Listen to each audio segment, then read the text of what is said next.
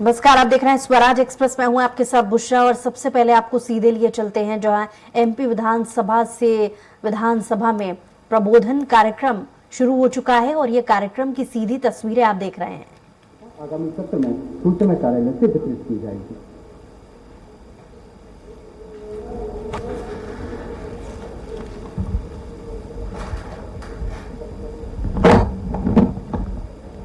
हमारा चौथा प्रकाशन विधायी पत्रिका है। विधानसभा सचिवालय द्वारा विगत 39 वर्ष से संसदीय विधिक एवं संवैधानिक विषयों पर केंद्रित त्रैमासिक शोध पत्रिका विधायिनी का प्रकाशन किया जा रहा है। इसका सद्य प्रकाशित अंक प्राप्त हो गया है और अतिथियों से अनुरोध है कि इसका भी विमोचन करने का कष्ट करें। माननीय सदस्यों को यह पत्रिका आगामी सत्र में सूचना कार्यालय से वितरित की जाएगी।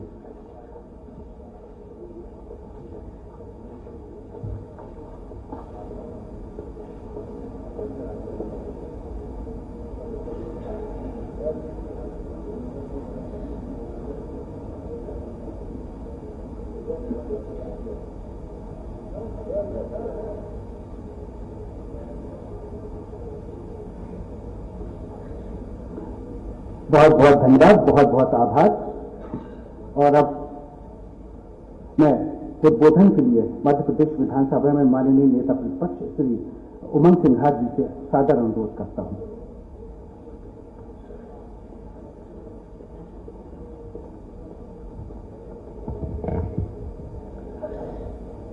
विधानसभा के इस प्रबोधन कार्यक्रम के अवसर पर आदरणीय लोकसभा अध्यक्ष श्री ओम बिरला जी, माननीय अध्यक्ष मध्य प्रदेश विधानसभा नरेंद्र सिंह जी तोमर जी, माननीय मुख्यमंत्री जी श्री डॉक्टर मोहन यादव जी, माननीय संसदीय कार्य मंत्री श्री कैलाश विजयवर्गीय जी, माननीय मंत्रीगण, माननीय विधायकगण, लोकसभा के महासचिव श्री उत्पल कुमार सिंह जी, विधानसभा के प्रमुख सचिव एपी सिंह जी, सम्मानित पत्रकारगण, सम्मानित देवी और सज्जन, इतना संक्षिप्त में कहना चाहता हूं। कुछ बातें बिरला जी को कई बार चैनल पर देखा है, पहली बार रूबरू हुआ हूं। घंटी वो तेज बजाते हैं जो पीछे से कोई भटकता है। तो ये बड़ी अच्छी बात है आपकी कि आप मुद्दों से लोकसभा को कभी भटकने नहीं देते, उस समय का विषय ध्यान रखते हैं आप। घंटी से मतलब ऑब्जेक्शन। तो मुझे लगता है इस मध्य प्रदेश विधानसभा को भी ये आवश्यकता है। आप चूंकि नरेंद्र सिंह जी काफी अनुभवी है, मैं इनसे बात कर रहा था अभी और जिस प्रकार से इनका उद्बोधन सुना, मुझे लगता है कि आने वाले समय में हर विधायक को भी मौका मिलेगा और विषयों पर बात होगी, ऐसा मुझे आपसे विश्वास है, जैसा आपने अभी विश्वास और भावना अपने सबको अवगत कराया है। आशा है सब विधायक नए साथी कुछ सीखेंगे, लेकिन मैं ईमानदारी से कहना चाहता हूं, मैं कभी जो बात करता हूं कभी पक्ष विपक्ष के हिसाब से नहीं करता, ये मेरी एक सोच है। इसी तौर से पिछले कई सालों में बैठकों का दौर कम हुआ है। हमारे साथी विधायक दोनों पक्ष के अपनी बातें नहीं उठा पाए, विधानसभा के प्रश्नों के जवाब उनको नहीं मिल पाए, इसकी कसावट जरूरी है। तो मुझे लगता है कि कहीं ना कहीं विधानसभा का अमूल्यन हुआ है। एक समय था, हमारी बुआ जी भी थी, जमुना देवी जी, कई वरिष्ठ उनके साथ के लोग बैठे हैं। विधानसभा का एक डर था कि प्रश्न आया, उस जवाब अधिकारी की मजबूरी होती थी कि सही, और सरकार का भी था कि विधायकों के पक्ष में न्याय कराए। सच्चाई है, सरकारें कोई सी भी रहे, लेकिन हमें सामूहिक रूप से जिन जनप्रतिनिधियों का विधायकों का साथ देना चाहिए, ऐसा अध्यक्ष जी मेरी आपसे भावना है।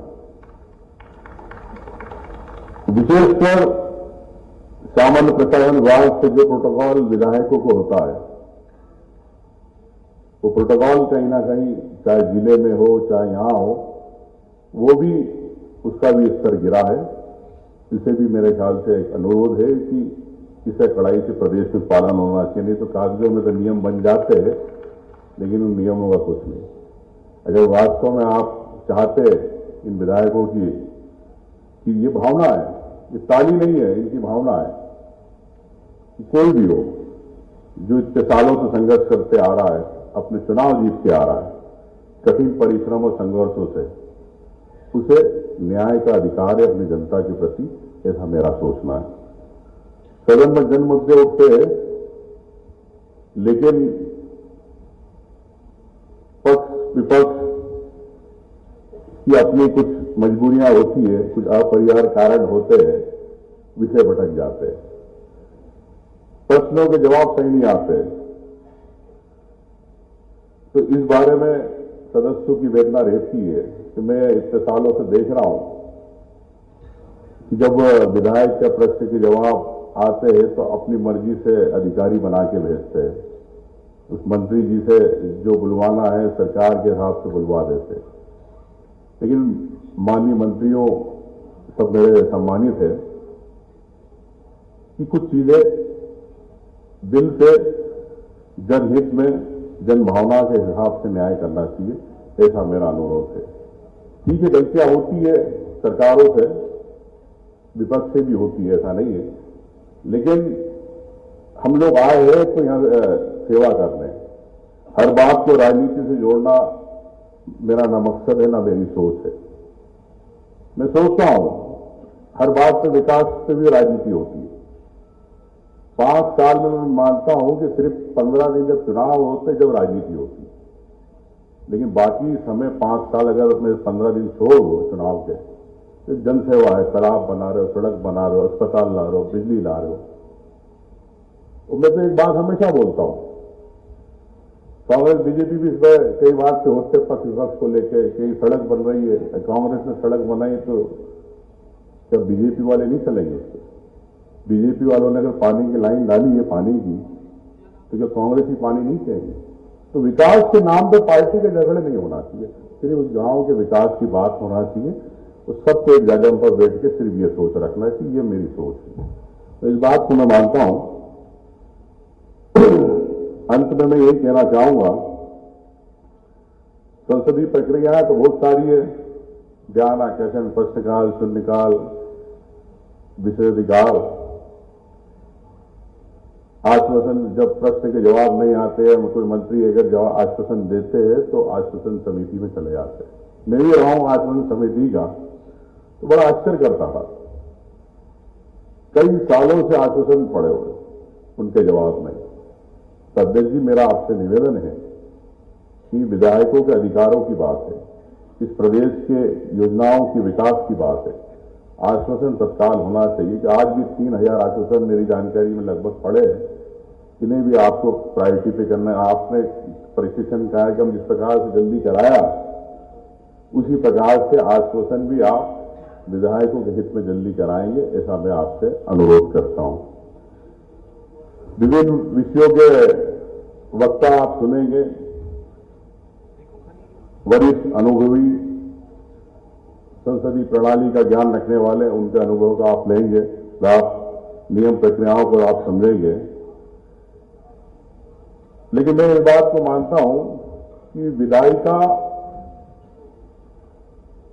विधेयक बनाते, कानून बनाते, नियम बनाते, लेकिन हम क्षेत्र में अगर हम जाए और बोले कि हमने ये कानून बनाया, विधेयक बनाया और हमें वोट दो, तो आपको वापस भेज देंगे। ठीक है, ये व्यवस्था है हमारे लोकतंत्र की, मैं मानता हूं, लेकिन सबके जनहित के कार्य है, उसे भी प्राथमिकता पे विधानसभा के माध्यम से होना चाहिए और समय पे होना चाहिए। यही मैं आपसे कहना चाहता हूं। मध्य प्रदेश की गौरवशाली परंपराएं, संस्कृति रही है, देश में अलग स्थान रखती है। भविष्य अपने आचार विचार से भविष्य के लिए हम सब मिलकर एक पीढ़ी, नई पीढ़ी आने वाली पीढ़ी को लाए। को सीधे लिए चलते हैं जहां एमपी विधानसभा की सीधी तस्वीरें। विधानसभा में प्रबोधन कार्यक्रम शुरू हो चुका है और मुख्यमंत्री मोहन यादव संबोधित कर रहे हैं। उस विधानसभा के साथ साथ प्रदेश की बेहतरी का दायित्व भी, ये उत्तरदायित्व भी हमको होता है। इसलिए हम पूरे प्रदेश की बेहतरी के लिए, अपने क्षेत्र की बेहतरी के लिए और इनको सबको मिला करके हमारे अपने इस देश की लोकतंत्र के उस पावन मंदिर का सम्मान करने के लिए उस बड़ी भावना के साथ अपने इस विधानसभा में प्रवेश करते हैं। निश्चित रूप से इस कारण से हमारे अपने जीवन में कई नए पाठ सीखने के लिए भी ये पाठशाला की तरह काम आती है और इस पाठशाला के पाठ में हर सत्र हमारे लिए एक नया अपने जीवन का एक पाठ बने और नए प्रकार से अपने जीवन का आत्मविश्वास की एक नई चरण से नई सीढ़ियां प्रारंभ करें, वो सारी ऊंचाइयां हम हासिल करें। इस भावना के साथ आज के इस प्रबोधन के कार्यक्रम में मैं आप सबका वंदन करता हूं, अभिनंदन करता हूं। बहुत बहुत धन्यवाद। भारत माता की जय।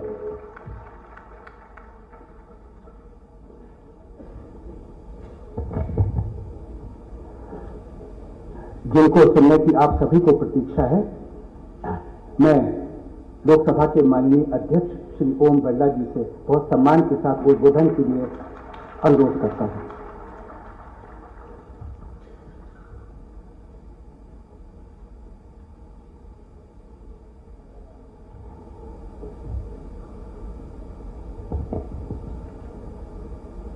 आज के प्रबोधन कार्यक्रम में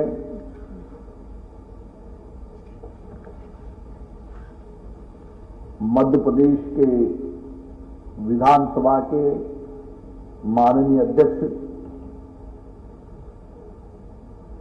जिनको विधानसभा का अनुभव है, विधानसभा मंत्री का अनुभव है, लोकसभा में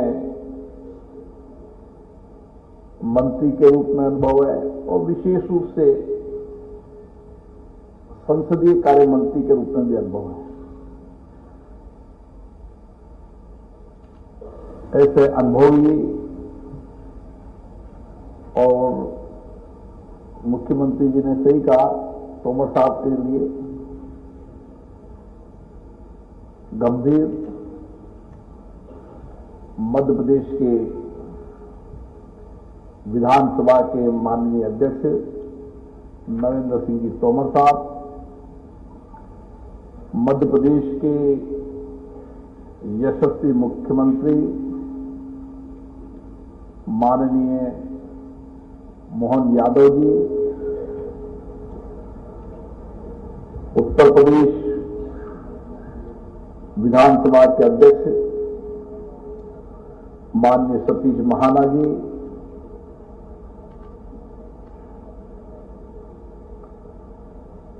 जिनको लंबा अनुभव विधानसभा का रहा, संगठन का रहा और कई बार मंत्री बनने का अनुभव भी रहा,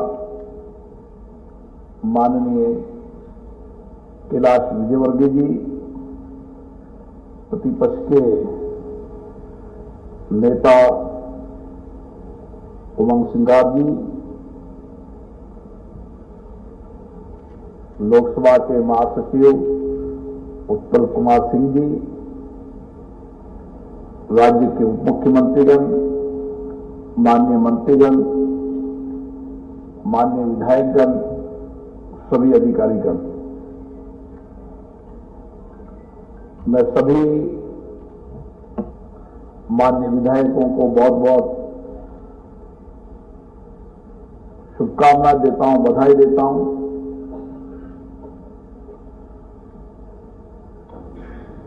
जो चुनकर आए हैं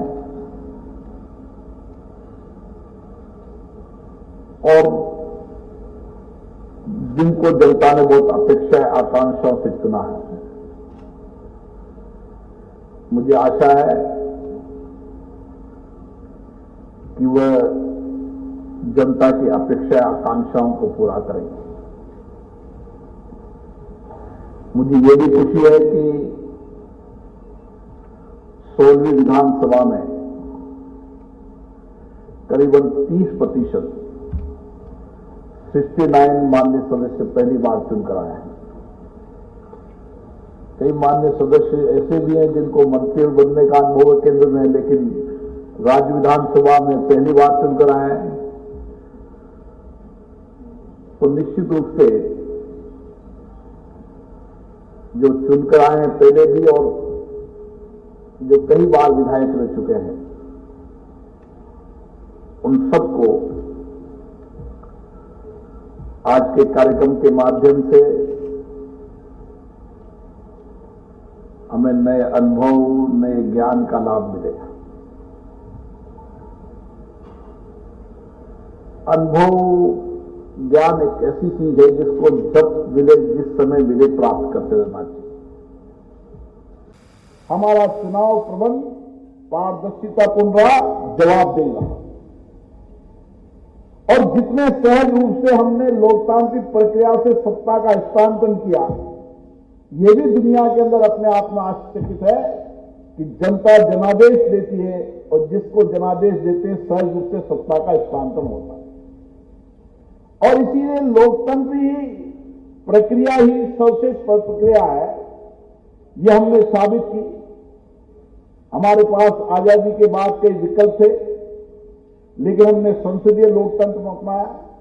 आज जब हम कभी आईपीयू के सम्मेलन में जाते हैं, तो आज ये मानना है कि संसदीय लोकतंत्र ही शासन चलाने की सर्वश्रेष्ठ पद्धति है। और हमने लोकतंत्र यही नहीं कि हमने केंद्रीय रूप से लोकतंत्र, हमारी पंचायत से लेकर दिल्ली तक, संसद तक हमारी लोकतांत्रिक प्रक्रियाओं से चुनना और उन प्रक्रियाओं से लोगों के सामाजिक आर्थिक जीवन में परिवर्तन करना, यह हमारी लोकतंत्र की ताकत है। और इसलिए लोकतंत्र की ताकत हमारी है, तो लोकतंत्र की सर्वोच्च संस्था विधानसभा है, लोकसभा है। ये विधानसभा लोकसभा कैसे चलनी चाहिए, ये जिम्मेदारी माननीय विधायकों की है। संस्था की कार्यप्रणाली, उसकी सर्वश्रेष्ठता है, लेकिन उसमें काम करने वाले, उसमें अपने दायित्व को निभाने वाले, उसकी हिस्सेदारी वाले व्यक्ति पर निर्भर करता है कि हम लोकतांत्रिक संस्थाओं के माध्यम से कैसे बेहतर परिणाम ला सकते हैं, कैसे हम सामाजिक आर्थिक कल्याण के साथ राजनीतिक परिदृश्य के अंदर एक विकास की नई अवधारणा खड़ा कर हम नैतिक रूप से काम करते हुए एक व्यापक बदलाव अपने अपने राज्यों में ला सकते हैं। और इसीलिए हमारी बार बार चिंताएं रहती है कि विधानसभाओं में जो गरिमा गिरती जा रही, जो शालीनता गिरती जा रही, जिसका जिक्र अभी हमारे प्रतिपक्ष के नेता ने भी किया। मुझे याद है 2001 के अंदर जब देश भर के सारे विधानसभा के अध्यक्ष, देश के अंदर सभी राजनीतिक दल के नेता बैठे थे, और उस समय एक बात की चिंता की थी कि हमारी लोकतांत्रिक संस्थाओं के अंदर हमारी गरिमा और शालीनता गिरती जा रही, उस विषय पर एक लंबी चर्चा हुई और सभी का मानना था कि सदन के अंदर गरिमा शालीनता बनी रहेगी और गरिमा शालीनता बनी रहेगी, विधानसभा के अंदर अच्छी डिबेट होगी, चर्चा होगी, संवाद होगा, तो बेहतर परिणाम भी आएगा और जो उसमें हिस्सेदारी लेने वाले हैं वो भी सर्वश्रेष्ठ नेता बनेंगे। और आज चाहे लोकसभा विधानसभा हो, देश और प्रदेश के ऐसे नेता हैं जिन सदनों से ही नेता बने हैं। इन सदनों के अंदर चर्चा, संवाद, डिबेट से ही नेता बने हैं। एक विधायक अपने क्षेत्र में लोकप्रिय हो सकता है, लेकिन अगर वह राज्य का नेता बनना चाहता है तो उसके लिए विधान मंडल एक ऐसा मंच है जिसके माध्यम से वह राज्य की भावनाओं को अभिव्यक्ति कर सकता है, कानून बना सकते समय सार्थक चर्चा कर सकता है और अपनी डिबेट और चर्चा के अंदर जितनी सार्थक चर्चा करेगा उतना ही वह लीडर प्रदेश का बनेगा। मुझे याद है कि मैं विधानसभा में रहा, लोकसभा में रहा,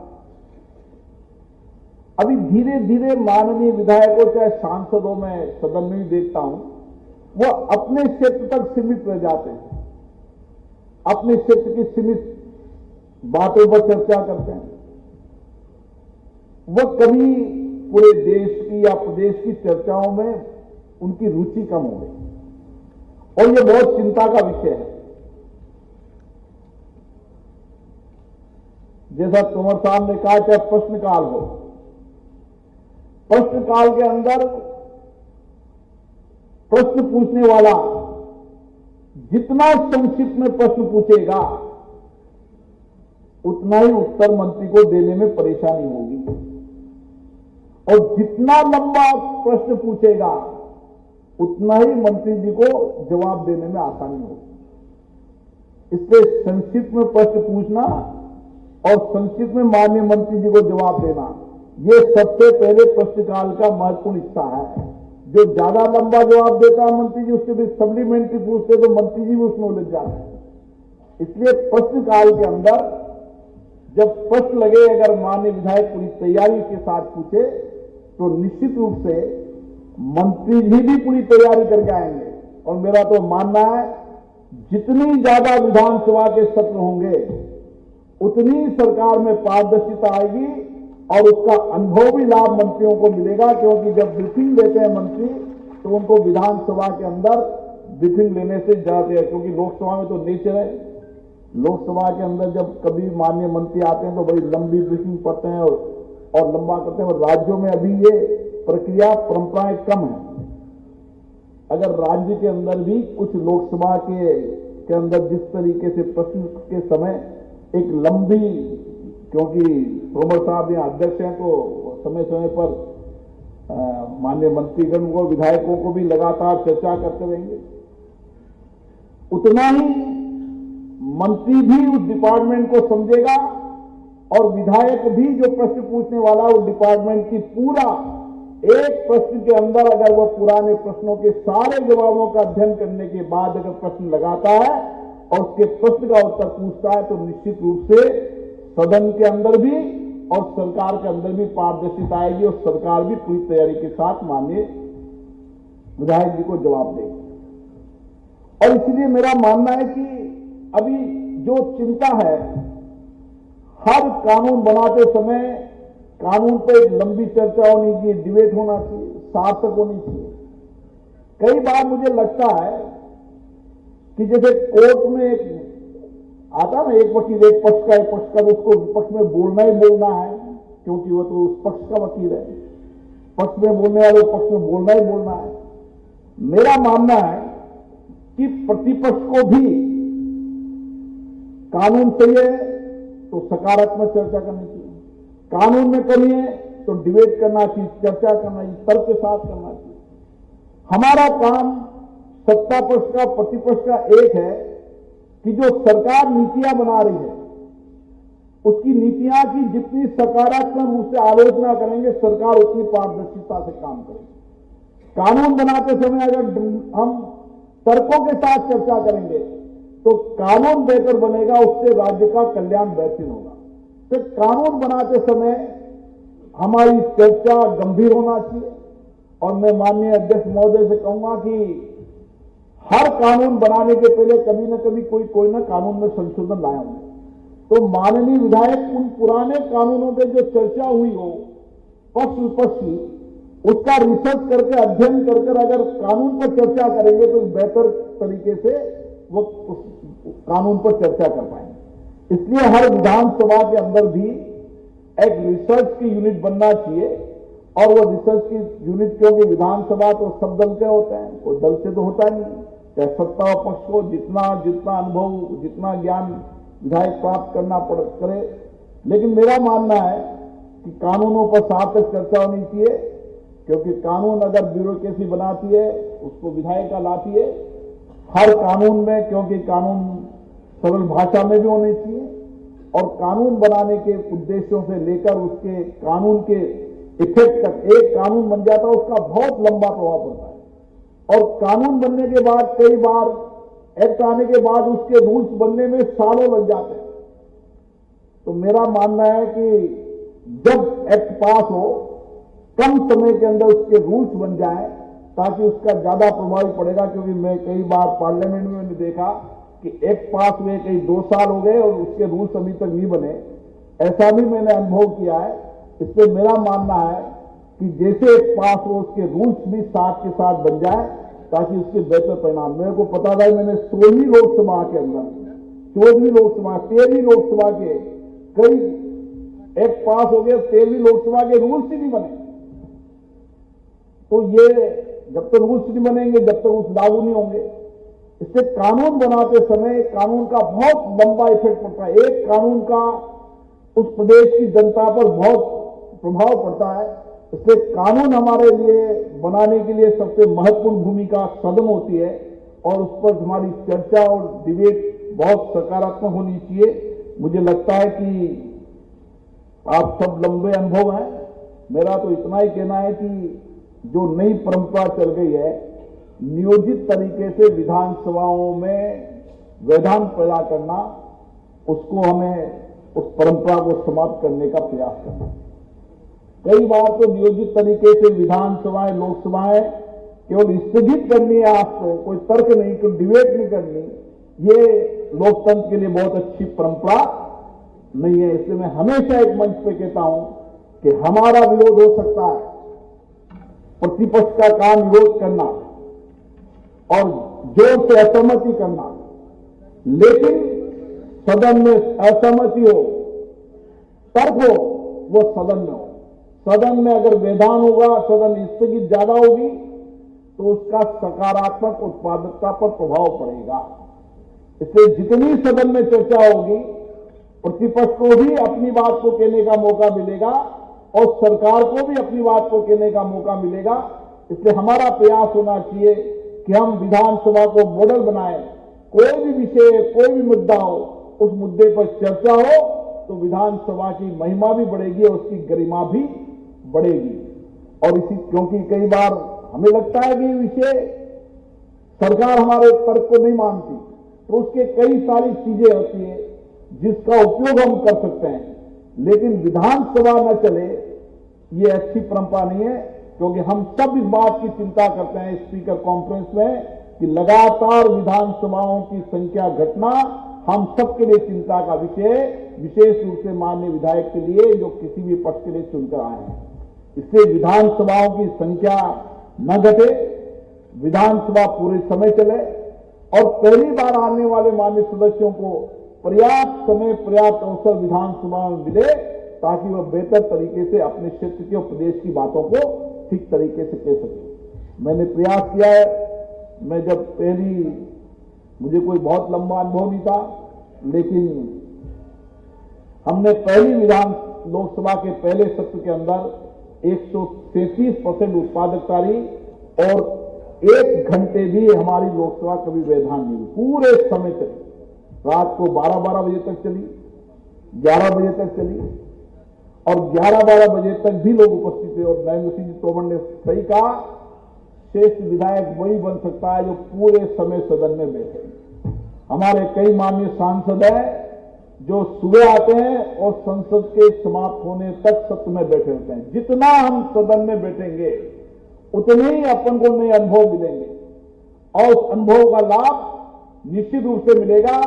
और मेरा दावा है, केवल एक विधायक बनना है तो आप आकर चले जाएं, लेकिन आपको प्रदेश के नेता बनना है तो पूरे समय विधानसभा बैठकर तर्क से, मुद्दों से हमें चर्चा करने की परंपराओं को डालना चाहिए। और मेरा मानना है कि जितनी श्रेष्ठ चर्चा होगी, संवाद होगा, वाद विवाद होगा, उतना ही बेहतर परिणाम होगा। और सरकार के लिए भी यही सकारात्मक रहता है, चर्चा हो, संवाद हो, क्योंकि सरकार के पास भी पक्ष जब भी आता है और राज्य की विधानसभा एक ऐसा पक्ष रहती है, माननीय मुख्यमंत्री जी, जहां राज्य की विधानसभा में राज्य की सारी चर्चाओं का, सारी समस्याओं का, सारे मुद्दों का और जो हमें जानकारी नहीं होती है उस सारे प्रदेश की जानकारी मिलने का एक कोई मंच है तो वो विधानसभा है, जहां पूरे प्रदेश की जानकारी आपको मिल जाती है। और उस जानकारी को हम सकारात्मक रूप से, एक प्रश्न लगाया तो प्रश्न क्यों लगाया है, उसके प्रश्न के पीछे के अनुभव, उसके क्या कारण है, क्यों विधायक ने प्रश्न कराया, उसके पीछे के कारण, अगर उसका पूरा प्रश्न के बाद भी उसका रिसर्च होगा, कोई ने मुद्दा उठाया, चाहे प्रतिपक्ष का व्यक्ति हो, अगर मुद्दा सही है, सकारात्मक है, तो हमें सकारात्मक रूप से लेकर उसके बेहतर परिणाम लाने की प्रयास करना चाहिए। इसलिए राज्य की विधानसभा हमारी लोकतंत्र के अंदर सर्वोच्च मंच है, जहां हम राज्य का सर्वांगीण विकास कर सकते हैं, लोगों की समस्याओं का समाधान कर सकते हैं, उनकी कठिनाइयों का समाधान कर सकते हैं। और हमें चुनकर जनता इसलिए भेजती है कि हम उनकी बातों को, उनके अनुभवों को, उनकी कठिनाइयों की आकांक्षाओं को, अपेक्षाओं को सदन में रखें। और सरकार से अपेक्षा रहती है कि वो जनता की अपेक्षा आकांक्षाओं को पूरा करे। मुझे आशा है मध्य प्रदेश की विधानसभा का गौरवशाली इतिहास रहा है। माननीय अध्यक्ष जी भी बहुत अनुभवी है। नई परंपराएं, नई प्रपाटियां हमें शुरू करना चाहिए और जो देश के अंदर एक मॉडल विधानसभा बने, जहां पर पूरे समय विधानसभा चले, हर मुद्दों पर चर्चा हो और सरकार भी उठाए गए मुद्दों को सकारात्मक दिशा में ले, चाहे पक्ष का हो चाहे विपक्ष का हो, तो हम एक बेहतर परिणाम ला सकते हैं। और प्रदेश की जनता का जो कल्याण करने की जिम्मेदारी हमें दी है, जिस अपेक्षा आकांक्षाओं के बड़े विश्वास के साथ हमें चुनकर भेजा है, मुझे आशा है कि हम जनता के विश्वास और भरोसे को और कायम करेंगे। और सरकार जिस तरीके से यहाँ चुनकर आई है, मुझे आशा है यहाँ के मुख्यमंत्री उन्हीं विश्वास भरोसों को और कायम करते हुए बेहतरी के लिए काम करेंगे, क्योंकि मध्य प्रदेश एक ऐसा प्रदेश है जो राज्य के विकास का एक नया मॉडल बना सकता है और उन सब मॉडल बनाने में सभी विधायकों का सकारात्मक सहयोग हुआ। आप सबको बहुत बहुत धन्यवाद।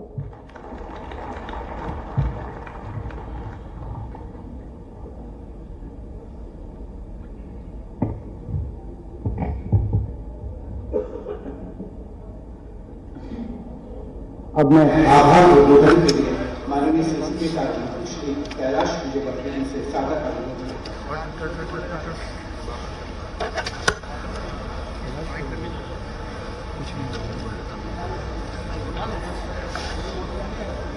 नमस्कार। आज के कार्यक्रम के मुख्य अतिथि और दुनिया की सबसे बड़े लोकतांत्रिक देश की सबसे बड़ी पंचायत कहते हैं, वो नवाचार चाहे विधायक रहे, चाहे सांसद रहे, चाहे लोकसभा अध्यक्ष, नवाचार के बादशाह कहूं तो अतिशयोक्ति नहीं होगी।